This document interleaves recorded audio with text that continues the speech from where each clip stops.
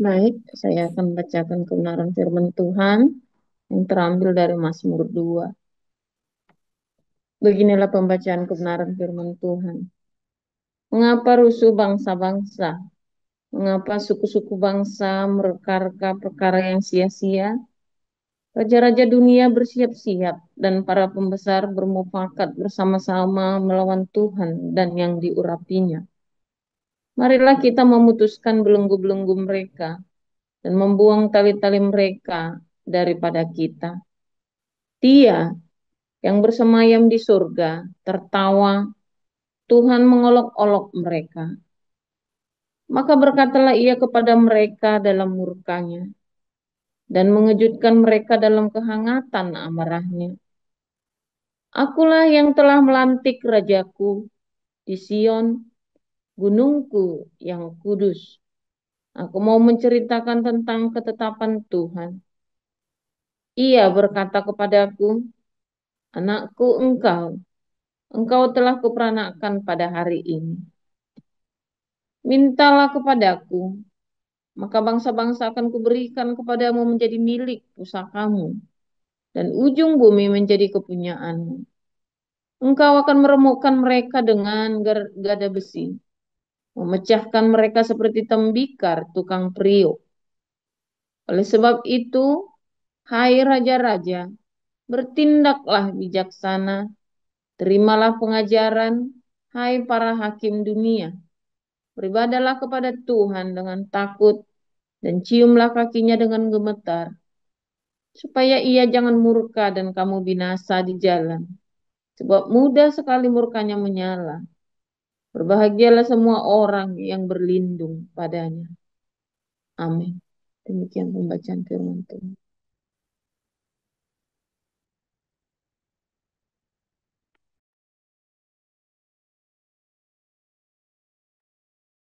Lukas 4. Yesus yang penuh dengan Roh Kudus kembali dari Sungai Yordan lalu dibawa oleh Roh Kudus ke padang gurun. Di situ ia tinggal 40 hari lamanya dan dicobai iblis. Selama di situ ia tidak makan apa-apa dan sesudah waktu itu ia lapar. Lalu berkatalah iblis kepadanya, "Jika engkau anak Allah, suruhlah batu ini menjadi roti." Yesus kepadanya, "Ada tertulis, manusia hidup bukan dari roti saja." Kemudian ia membawa Yesus ke suatu tempat yang tinggi dan dalam sekejap mata ia memperlihatkan kepadanya sebuah kerajaan dunia. Kata iblis kepadanya, "Segala kuasa itu serta kemuliaannya akan kuberikan kepadamu, sebab semuanya itu telah diserahkan kepadaku, dan aku memberikannya kepada siapa saja yang kukehendaki. Jadi jikalau engkau menyembah aku, seluruhnya itu akan menjadi milikmu." Tetapi Yesus menjawab kepadanya, "Ada tertulis, engkau harus menyembah Tuhan Allahmu, dan hanya kepada Dia sajalah engkau berbakti." Kemudian ia membawa Yesus ke Yerusalem dan menempatkan dia di hubungan bait Allah, lalu berkata kepadanya, "Jika engkau anak Allah, jatuhkanlah dirimu dari sini ke bawah. Sebab ada tertulis mengenai engkau, ia akan memerintahkan malaikat-malaikatnya untuk melindungi engkau. Dan mereka akan menatang engkau di atas tangannya, supaya kakimu jangan terantuk kepada batu." Yesus menjawab, katanya, "Ada firman, jangan engkau mencabai Tuhan Allahmu." Sesudah iblis mengakhiri semua pencobaan itu, ia mundur daripadanya dan menunggu waktu yang baik. Dalam kuasa roh kembalilah Yesus ke Galilea, dan tersiarlah kabar tentang dia di seluruh daerah itu. Sementara ia mengajar di rumah ibadat di situ, dan semua orang memuji dia. Ia datang ke Nazaret, tempat ia dibesarkan, dan menurut kebiasaannya pada hari Sabat, ia masuk ke rumah ibadat, lalu berdiri hendak membaca dari Alkitab. Kepadanya diberikan kitab Nabi Yesaya, dan setelah dibukanya, ia menemukan nas di mana ada tertulis, "Roh Tuhan ada padaku, oleh sebab ia telah mengurapi aku untuk menyampaikan kabar baik kepada orang-orang miskin, dan ia telah mengutus aku untuk memberitakan pembebasan kepada orang-orang tawanan, dan penglihatan bagi orang-orang buta, untuk membebaskan orang-orang tertindas, untuk memberitakan tahun rahmat Tuhan telah datang." Kemudian ia menutup kitab itu, memberikannya kembali kepada pejabat, lalu duduk. dan mata semua orang dalam rumah ibadat itu tuju kepadanya. Lalu ia memulai mengajar mereka, katanya, pada hari ini genaplah nas ini sewaktu kamu mendengarnya. Semua orang itu membenarkan dia, dan mereka heran akan kata-kata yang indah yang diucapkannya. Lalu kata mereka, bukankah ia anak Yusuf? Maka berkatalah ia kepada mereka, tentu kamu akan mengatakan pepatah ini kepadaku, hai tabib, sembuhkanlah dirimu sendiri. Perbuatlah di sini juga, di tempat asalmu ini, segala yang kami dengar yang telah terjadi di Kapernaum. Dan katanya lagi, aku berkata kepadamu, sesungguhnya tidak ada nabi yang dihargai di tempat asalnya. Aku berkata kepadamu, dan kataku ini benar, pada zaman Elia terdapat banyak perempuan janda di Israel, ketika langit tertutup selama 3 tahun dan 6 bulan, dan ketika bahaya kelaparan yang hebat menimpa seluruh negeri. Tetapi Elia diutus bukan kepada salah seorang dari mereka, melainkan kepada seorang perempuan janda di Sarfat di tanah Sidon. Dan pada zaman Nabi Elisa, banyak orang kusta di Israel, dan tidak ada seorang pun dari mereka yang ditahirkan, selain daripada Naaman, orang Syria itu. Mendengar itu sangat marahlah semua orang yang di rumah ibadat itu. Mereka bangun, lalu menghalau Yesus keluar kota, dan membawa dia ke tebing gunung, tempat kota itu terletak, untuk melemparkan dia dari tebing itu. Tapi ia berjalan lewat dari tengah-tengah mereka, lalu pergi. Kemudian Yesus pergi ke Kapernaum, sebuah kota di Galilea, lalu mengajar di situ pada hari-hari Sabat. Mereka takjub mendengar pengajarannya, sebab perkataannya penuh kuasa. Di dalam rumah ibadat itu ada seorang yang kerasukan setan, dan ia berteriak dengan suara keras, hai engkau, Yesus orang Nazaret, apa urusanmu dengan kami? Sebab datang, sebab engkau datang hendak dasarkan kami. Aku tahu siapa engkau, yang kudus dari Allah. Tetapi Yesus menghardiknya, katanya, diam, keluarlah daripadanya. Setan itu pun menghempaskan orang itu ke tengah-tengah orang banyak. Lalu keluarlah daripadanya dan sama sekali tidak menyakitinya. Dan semua orang takjub, lalu berkata seorang kepada yang lain, katanya, alangkah hebatnya perkataan ini, sebab dengan penuh wibawa dan kuasa, ia memberi perintah kepada roh-roh jahat, dan mereka pun keluar. Dan tersebarlah berita tentang dia kemana-mana di daerah itu. Kemudian ia meninggalkan rumah ibadat itu dan pergi ke rumah Simon. Adapun ibu mertua Simon demam keras, dan mereka meminta kepada Yesus supaya menolong dia. Maka ia berdiri di sisi perempuan itu, lalu menghardik demam itu, dan penyakit itu pun meninggalkan dia. Perempuan itu segera bangun dan melayani mereka. Ketika matahari terbenam, semua orang membawa kepadanya orang-orang sakitnya, yang menderita bermacam-macam penyakit. Ia pun meletakkan tangannya atas mereka masing-masing dan menyembuhkan mereka. Dari banyak orang keluar juga setan-setan sambil berteriak, engkau anak Allah. Lalu ia dengan keras melarang mereka dan tidak memperbolehkan mereka berbicara, karena mereka tahu bahwa ia adalah Mesias. Ketika hari siang, Yesus berangkat dan pergi ke suatu tempat yang sunyi. Tetapi orang banyak mencari dia, lalu menemukannya dan berusaha menahan dia supaya jangan meninggalkan mereka. Tetapi ia berkata kepada mereka, juga di kota-kota lain aku harus memberitakan Injil Kerajaan Allah, sebab untuk itulah aku diutus. Dan ia memberitakan Injil dalam rumah-rumah ibadat di Yudea. Demikian firman Tuhan. Haleluya, firman Tuhan selalu baru setiap hari ketika kita menanti-nantikan Tuhan dengan penuh cinta, dengan penuh pengharapan, hati yang tulus dan terus. Jangan lupa berbuat baik, jangan kapok berbuat baik, sekalipun kamu dikhianati, sekalipun lagi nulung di pentung, saudara ya. Jangan pernah berharap balasan yang baik ketika kamu nolong sama orang. Ya, karena selalu ada masalah, selalu ada. Yang namanya nolong orang itu, orang lagi butuh ditolong itu serubut, ya. Nah, makanya kamu harus selalu siap sedia, harus dengan hikmat ketika menolong, minta hikmat dari surga. Karena banyak sekali ketika kita nolong orang naif ya, pokoknya tak tolong, wah kamu diajar, kamu tidak kuat nanggungnya. Ya, saya seringkali ya Saudara, ketika ada orang-orang yang lagi susah, saudara ya, Anda boleh percaya, boleh enggak ya. Orang yang lagi susah itu dan bertubi-tubi susahnya, dia itu lagi sial, saudara ya. Namanya lagi sial itu, ya sial. Kamu deket sama dia ikut sial. Loh, ajaib ya. Kalau gitu jangan deket-deket, Pak. Nah, itulah masalahnya. Justru Tuhan suruh kita nolong loh. Padahal kita deket-deket ikut sial. Ikut sial, setidaknya uang kamu ikut keluar, harta kamu atau sesuatu kamu ya ikut keluar dan kamu gak dapat apa-apa. Ya karena namanya kan sial kan. Ini kan orang-orang Tionghoa itu ada orang sial itu nggak mau deket-deket tuh. Itu sekali 2 kali dia tahu, kalau sekali namanya nggak sial ya. Tapi kalau bolak-balik ini orang sial dia nggak mau deket-deket tuh, takut. Tetapi Tuhan ajari kita apa saudara? Suruh nolong. Mengapa banyak orang sial di sekeliling kita? Ya kan? Makanya Tuhan Yesus kan bilang orang miskin selalu ada padamu kan. Loh itu enggak main-main, itu satu potong kalimat Tuhan Yesus itu, orang miskin selalu ada padamu. Mengapa? Supaya kamu tolong dia. Itulah kesempatanmu untuk berbuat kebaikan. Sebab kalau tidak ada orang miskin di sekitarmu, adanya orang baik semua, kamu tolonglah, gunanya apa, kata Tuhan Yesus, apa jasamu? Kamu bikin pesta yang diundang orang kaya semua, terus ngasih sumbangan banyak, lah itu apa jasamu? Tapi kalau ada orang-orang yang susah, lagi kamu bikin pesta, kamu undang tuh orang-orang susah itu, maka upahmu besar di surga. Ya kan? Bapamu yang tersembunyi itu yang akan memberikan kebaikanmu. Karena ketika kamu memberikan kebaikan kepada orang-orang miskin ini, dan mereka tidak sanggup membalasmu, yang ada tambah bikin kamu sial. Iya. Tapi kalau Bapamu yang di surga itu yang akan memberikan kebaikan bagimu, saudara ya. Ajaib ya.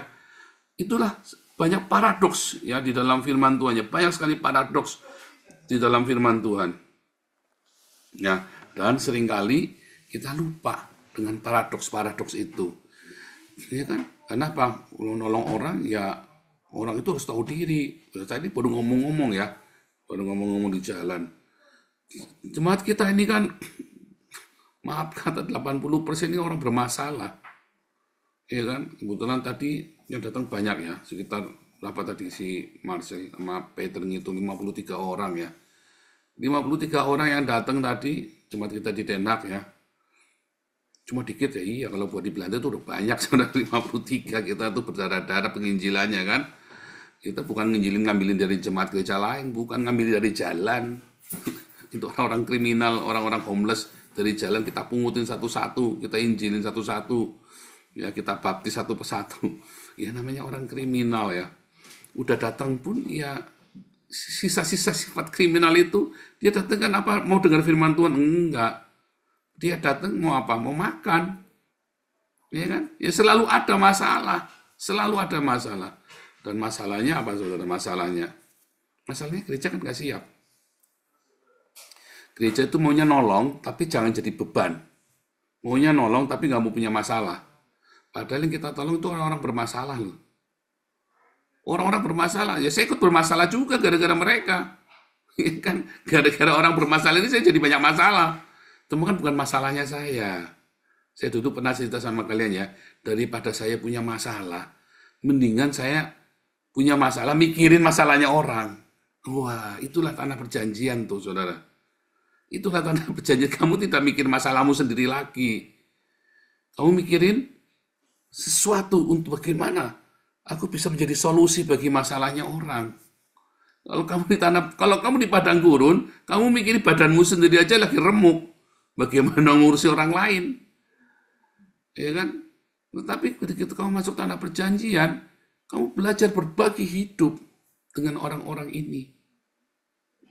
Makanya kamu harus masuk ke padang gurun. Kamu dipersiapkan bagaimana kamu punya pengalaman hidup. Saya bisa cerita ya kemarin saya bilang mohon maaf saudara, ketika saya cerita padang gurun, banyak yang tersinggung. Sungguh saudara, saya cerita padang gurun, saya yakin banyak yang tersinggung. Dikira saya membongkar rahasia kamu di sini. Padahal enggak. Sungguh bukan maksud aku membongkar dosa kalian. Makanya saya nggak sebut nama kan. Tapi semua kejadian itu ya polanya selalu sama. Nih Pak Utomo melewati padang gurun. Yang saya cerita itu terjadi sama Pak Utomo. Nih ya Pak Polisiaan. Ya kan semuanya sama dengan Pak yang saya cerita. Saya ngomong tentang padang gurun. Apa yang saya ngomong ini Bu Eprata juga mengalami, ya kan? Semua kalian di sini mengalami, ya kan? Sama. Saya nggak tahu masalah kalian apa, tapi pokoknya itu pasti kalian ngalamin. Setidaknya mirip-mirip lah, ya kan? Nangisnya, apanya, problemnya, ya busuk-busuknya, sama. Kira-kira begitu. Saya juga begitu. Ya, bedanya sebagian dari Anda nggak jujur. Ya kan, sebagian dari Anda tidak jujur. Ya, dan itu sama, saya pun dulu tidak jujur. Tapi kemudian saya tahu saya buru-buru jujur, karena kalau saya tidak jujur, saya tidak akan mendapat jalan keluar. Karena saya kan nggak mau, saya tidak tahu saya ini ada di padang gurun apa masih di Mesir. Jangan-janganlah kita masih di Mesir. Tetapi ketika kamu menang, ya, di padang gurun, ya, saya selalu kasih PR 40 hari tanpa mengeluh. Ayo saudara, 40 hari tanpa mengeluh. Bahkan extend kalau sudah berhasil 4 tahun tanpa mengeluh. Coba lihat hidupmu berubah. Coba lihat aja. Perpanjang lagi 12 tahun tanpa mengeluh. Perpanjang lagi 40 tahun tanpa mengeluh. Waduh, hidupmu itu seperti sorga. Coba jangan tidak percaya. Saya masih bolong-bolong. Ya kan, kenapa? Karena begitu hidup enak, ya, orang itu apa? Lupa diri kan? Begitu hidup enak, orang selalu lupa diri. Saya termasuk orangnya. Ngaku saja, karena saya juga ngaku supaya saya berubah. Nah, di padang gurun itu, ya, kamu harus bertekad menang. Jangan nyerah. Karena kamu membutuhkan segala macam kerendah hatian yang bisa kamu dapatkan, yang bisa kamu bikin, saudara. Di padang gurun itu, ya, kamu butuh kerendah hatian yang luar biasa. Sebab ketika kamu mau eyel-eyelan di padang gurun, mau sombong-sombongan di padang gurun, maka yang kamu dapat cuma hati yang pahit, getir, cuman kekecewaan. Kalau kamu mau mempertahankan egomu di padang gurun, yang kamu dapat cuma kepahitan. Dari satu gagal ke kegagalan yang lain. Karena di padang gurun itu sebenarnya untuk meremukkan karaktermu, saudara. Sampai ludes, sampai kamu tuh bangkrut. Karaktermu tuh habis semua. Ya. Mengapa? Mengapa harus ditemukan? Karena untuk menerima berkat-berkat, ya, di tanah perjanjian, itu kamu benar-benar harus hidup di dalam kerendahan hatian, saudara. Tanah perjanjian itu hanya bagi orang-orang yang bisa bertanggung jawab dengan segala berkat yang dari surga. Kamu tidak mungkin kasih anakmu yang masih narkoba itu warisanmu, saudara. Ujuk-ujuk nih tak kasih toko satu padahal dia masih pakai narkoba. Ngedrugs ya, masih kecanduan. Tak jamin habis itu tokonya dikasih satu. Jangan ngomong enggak. Wah, saya sudah nonton banyak orang begitu. Jangan ngomong saya lagi nyinggung kamu lagi. Enggak, saudara. Jangan ngomong saya kena. Enggak, pokoknya saya jamin. Ini anak masih kena narkoba. Terus kamu kasih satu perusahaan sama dia habis. Jangankan kasih satu perusahaan. Kamu bawain dia motornya aja digade, saudara, hilang. Jangankan motor, kamu tinggalin dia di rumah, ada TV-nya digade, dijual itu buat beli obat. Kamu tidak mungkin kasih anakmu yang masih ngedrugs itu kasih kepercayaan, tidak mungkin. Nanti alasannya, oh no, saya gini ada begini, alasannya dari Sabang sampai Merauke berjajar pulau-pulau itu, saudara. Itu saya sering bilang, satu septic tank kalau perlu tak imporkan nanti dari Mongolia. Iya kan? Kenapa? Ya karena memang dia nggak bisa tanggung jawab, karakternya nggak baik. Kalau anak ini karakternya tidak bagus, lalu orang tua ngasih dia sesuatu yang berharga, wah ini orang tua tolol. Kasihlah kepada anak yang bertanggung jawab dan yang mau berbagi. Ya, demikian juga dengan tanah perjanjian. Itu kan diwariskan bagi Anda dan saya. Kita semua ketika kita percaya kepada Yesus Kristus sebagai Tuhan dan Juru Selamat, kita punya hak untuk masuk ke tanah perjanjian, hidup dalam kelimpahan. Yohanes 10 ya. Aku gembala yang baik, ya kan? Gembala yang baik akan memberikan kehidupan, ya, dan hidup dalam kelimpahan. Lah, kamu kenapa masih bolak-balik buka tutup lubang cangkul-cangkul yang dalam? Kenapa kamu masih hidup di dalam gubuk derita, pondok mertua indah? Kenapa kamu masih mau beli beras saja kudu ngutang sama tetangga? Kenapa kamu masih jejeritan begitu? Karena kamu belum hidup di dalam kelimpahan. Saya tidak berkaya kamu kaya raya, ya aku kaya raya itu urapan khusus. Ya, tapi kamu kan hidup dalam kelimpahan. More than enough. Ya, kelimpahan itu artinya more than enough. Kamu tidak perlu mikir besok mau makan apa, bahkan kamu bisa berbagi. Kelimpahan itu saat kamu bisa berbagi rezeki yang kamu punya sesedikit apapun. Itu namanya kelimpahan. Dan ketika kamu belajar bertanggung jawab dengan itu, setia dalam perkara yang sedikit, Tuhan percayakan yang lebih besar. Makanya kamu pengen diberkati, saudara, ya, bukan kasih ke gereja. Kamu bersedekah. Karena sedekahmu itu yang akan menyucikan seluruh hidupmu. Makanya di padang gurun itu tempatnya kamu diproses supaya kamu bisa masuk ke tanah perjanjian layak. Orang Israel dibawa dari Mesir, terima Torah di Sinai. Yuk, kita kirim 12 pengintai. Yang 2 punya rema, saudara. Yosua sama Kaleb. El Shaddai, dia maha besar. Jehovah Sebaot, kita serbu. Allah kita akan sanggup mengalahkan musuh-musuh kita. Yang 10 tahu teori, tapi tidak rema. Wah, mesti punya hikmat bro. Tapi dia nggak punya iman bahwa Tuhan akan sanggupkan dia. Dia hanya bermimpi, tetapi ya mimpinya cuma tinggal mimpi doang. Aku punya mimpi ke tanah perjanjian yang penuh dengan susu dan madu. Cuman takut. Ya nanti dengar, saya kalau pakai bahasa Inggris ya, tentang Yakub. Ya tadi sore ya, tentang Yakub sama Esau. Yakub yang punya mimpi. Dan diberkati Tuhan dengan mimpinya itu. Dan dia sempat takut. Kenapa dia takut? Ya takut yang ngerampok dari nyuri dari kakaknya. Cuman karena dia punya berkat Tuhan, maka dia bergumul dengan hidupnya sendiri untuk mengambil haknya dia. Karena tanah perjanjian itu punyanya dia. Tanah perjanjian itu punyanya Yakub. Kenapa? Dia nyuri, Pak. Dia nyuri karena kakaknya goblok, tidak menghargai. Ya diambillah sama orang. Kalau kamu tidak menghargai tanah perjanjianmu, ya diambil sama orang. Tuhan kasih ke orang yang lain yang lebih menghargai. Kamu di padang gurun, masuk padang gurun, supaya kamu tahu berharganya tanah perjanjian.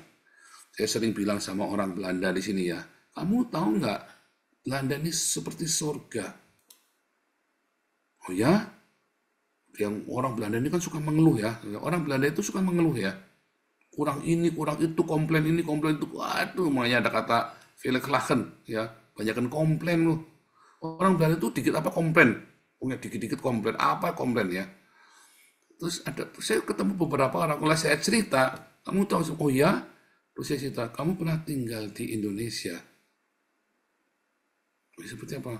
Saya cerita, di Indonesia itu, ya Belanda itu ya, anjing di Belanda itu masih lebih beruntung daripada bayi di Indonesia. Saya selalu cerita itu, saudara ya. Dia sampai kaget-kaget ya. Tak ceritain diskriminasi, tak ceritain ya. Di sini kamu itu bisa apa aja dengan bebas. Kamu duduk di rumah saja dikasih uang sama negara.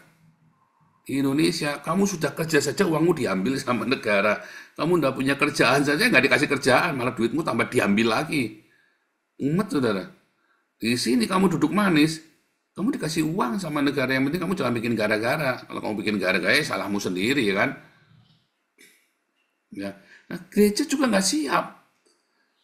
Gereja tuh maunya itu orang itu baik-baik, tak bantu, tapi kamu jangan ngerusuhi, ya kan? Karena gereja juga banyak mengeluh juga, gerejanya saja banyak komplain. Waduh, ini jemaatnya nggak mau yang begini, jemaatnya nggak mau yang begitu, maunya pilih sendiri, ada pecah gerejanya, saudara ya. Aduh, banyak kok kayak tunggalnya gereja-gereja di Belanda begitu. Dia pilih-pilih orang yang maunya begini, maunya begitu, ada bubar, misalnya pecah. Kalau kita, ya Tuhan percayakan orang seperti apa, ya begitu. Kamu akan masuk ya, kalau kamu tidak akan pernah bisa menghargai tanah perjanjian itu kalau kamu tidak melewati padang gurun. Percaya saya, saudara. Orang-orang yang lahir di tanah perjanjian, dia belum merasakan padang gurun, dia tidak akan menghargai betapa tanah perjanjian itu begitu luar biasa. Buat saya yang pernah tinggal di Indonesia yang didiskriminasi dengan luar biasa, ya. Ketika saya dapat paspor merah Nederlandse Koninkrijk, aduh saudara, saya menangis dengan, aduh Tuhan, rasanya punya warga negara surga itu ya mungkin begini atau lebih dari itu ya. Sekarang ini saya warga negara Belanda aja sudah rasanya udah paling, rasanya banyak kesusahan kok tidak berasa lagi, banyak penderitaan tidak berasa lagi. Karena saya tahu rasanya hidup di padang gurun, rasanya hidup di neraka kayak apa. Ya kan, sehingga sini rasanya kayak surga banget. Saya respect, saya semua peraturan di sini saya ikut, hati-hati semuanya. Kalau kamu tidak pernah melewati padang gurun, kamu nggak tahu tanah perjanjian itu nikmat, susu dan madu itu enak. Maka 10 utusan, dia hanya bermimpi, tapi dia nggak punya rema. Tapi kalau kamu punya rema di padang gurun, kamu masuk tanah perjanjian, lihat, semua malaikat itu kan melayanimu, saudara. Malaikat apa yang pakai sayap? Ya enggak. Pokoknya semua malaikat. Artinya semua yang baik dari surga itu akan diutus, dikirim ke kamu. Ya. Kalau ingat Yakub mimpi di Betel, malaikat naik turun itu ya. Malaikat naik turun dari surga ke bumi. Itu artinya mereka siap untuk melayanimu, siap untuk memberi berkatnya. Dia malaikat dari surga ya, datang berkat, pergi naik turun, naik turun, naik turun, naik turun. Dia sibuk, siap untuk melayanimu. Ketika Yesus keluar dari padang gurun, masuk ke tanah destiny yang dia berikan. Oh, nanti kita cerita tentang tanah perjanjian ya. Kamu jangan berpikir tanah perjanjian itu adalah terus masuk surga begitu. Di tanah perjanjian kamu tetap harus kerja. Tapi kamu bekerja dengan pelayanan para malaikat. Iya kan? Malaikat itu apa? Malaikat itu bukan makhluk bersayap. Yang makhluk bersayap itu burung, saudara ya. Jangan kamu bilang malaikat itu makhluk bersayap. Malaikat itulah apapun yang Tuhan utus kepadamu. Bahkan keledai pun bisa jadi malaikat. Bahkan batu pun bisa jadi malaikat. Hujan pun bisa jadi malaikat, badai pun adalah malaikat. Tapi kamu akan mengalami pelayanan malaikat apabila kamu keluar dari padang gurun dan kamu menang. Itulah makanya hidupnya diberkati luar biasa. Yehi, wihi. Jadi, terjadilah. Karena kamu sudah melewati padang gurun itu, karaktermu kuat. Karaktermu punya karakter ilahi. Karena di padang gurun itu semua dihancurkan, diremukkan, semua segala macam kehidupanmu diremukkan. Kegagahan saya, kesombongan saya. Aduh, sekarang kalau ditanya, saya bolak-balik kalau orang tanya sama saya, Paul, kenapa kamu jadi pendeta? Karena aku tidak bisa kerja lainnya. Udah simpel, saudara. Kalau saya bisa kerja lainnya, saya pilih ini, pilih itu, pilih itu.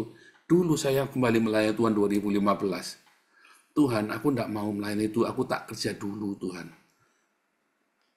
Ya maaf saudara, Tuhan bilang sama saya, kamu mau kerja apa lagi? Jenemu wis mambu. Kamu tuh sudah bau. Kamu mau kerja apa lagi? Siapa yang percaya kamu? Terus saya pikir, iya Tuhan ya. Terus tiba-tiba saya baca Alkitab, mencangkul aku tak malu, tak mampu, mengemis aku malu. Itu rema sekali tuh buat saya tuh. Ya udah aku tak full time. Aku mulai penginjilan di Facebook, penginjilan di jalan.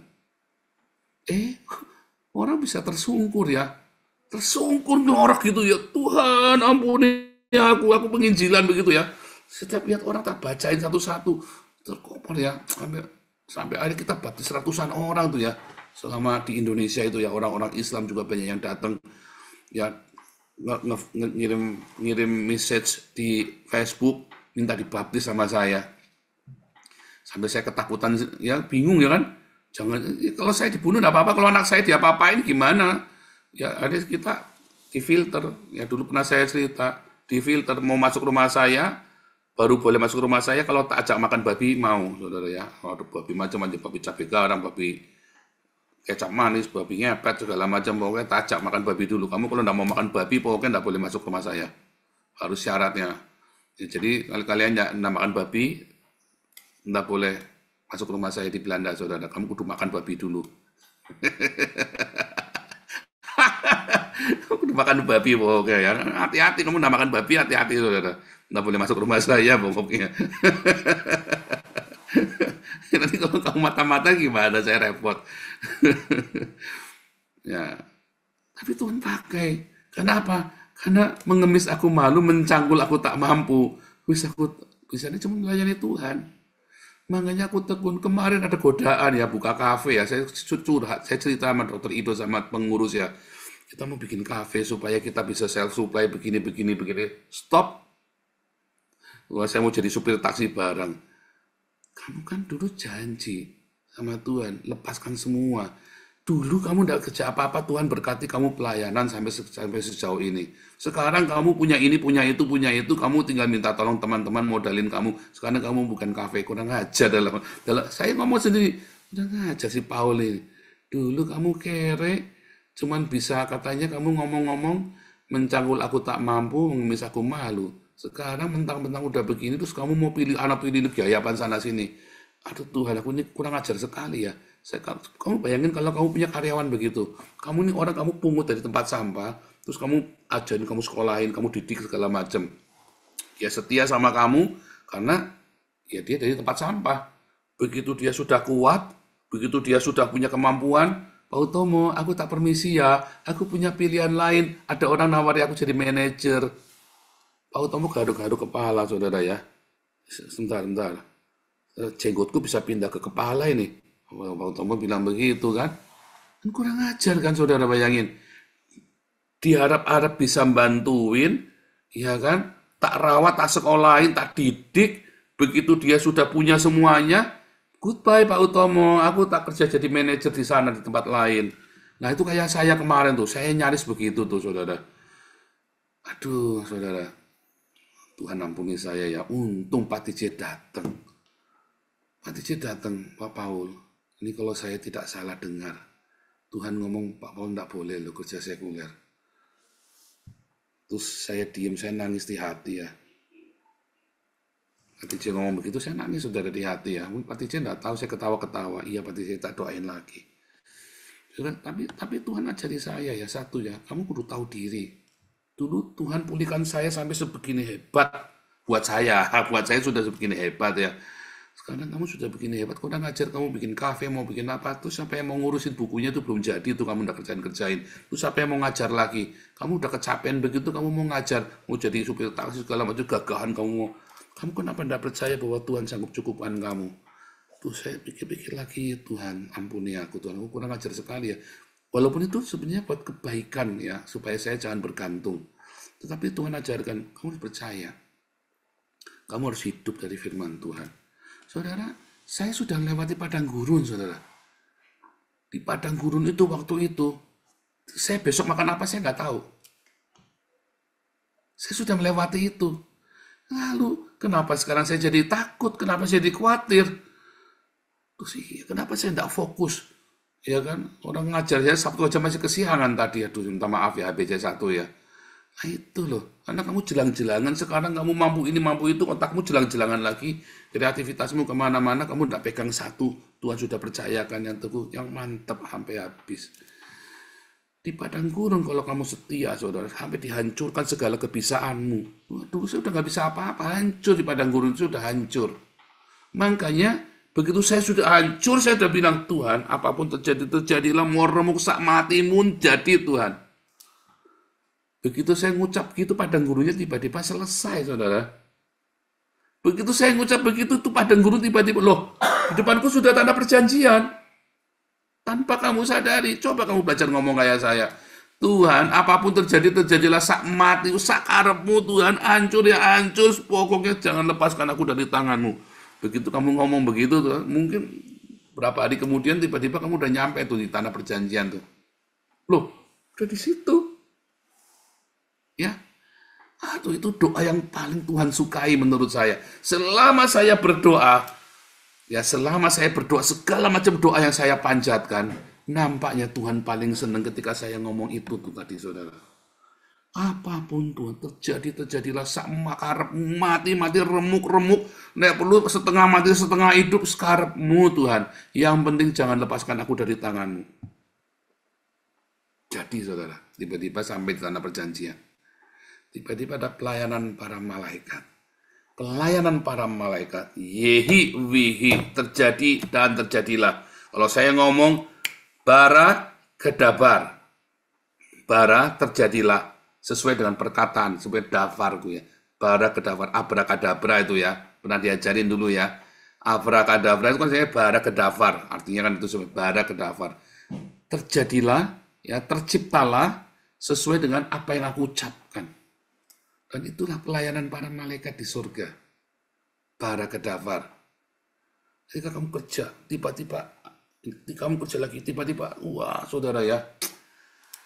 Ketika kita ditinggal, bahkan ada beberapa donatur juga yang meninggalkan kita, tiba-tiba Tuhan kirimkan lagi yang aneh-aneh ya. Aduh, saya bilang, sampai aku bilang, waduh saya sampai nggak speechless. Itulah pelayanan malaikat di surga.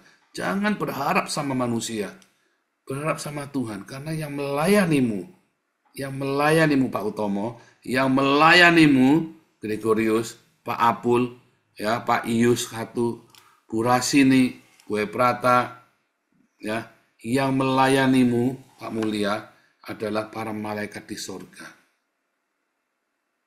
Ya, yehi wihi terjadi, maka terjadilah, ya kan? Tuhan Yesus memberkati.